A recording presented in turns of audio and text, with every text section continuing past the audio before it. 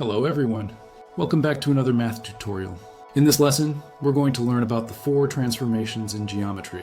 So, what are the 4 transformations? They are translation, reflection, rotation, and enlargement.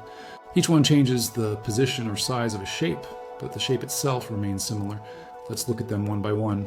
First, translation. A translation slides a shape from one place to another without changing its size, shape, or orientation. For example, moving a triangle 5 units to the right and 3 units up is a translation. Second, reflection.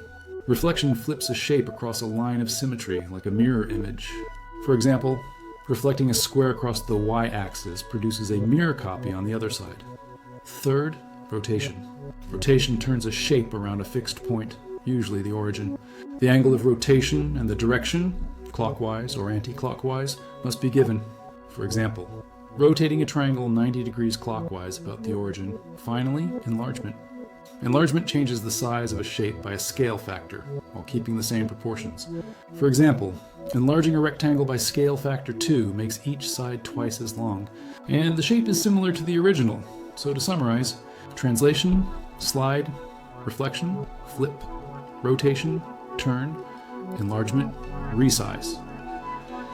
These 4 transformations are the building blocks for moving and changing shapes in geometry. Thanks for watching, and don't forget to like, share, and subscribe for more math tutorials.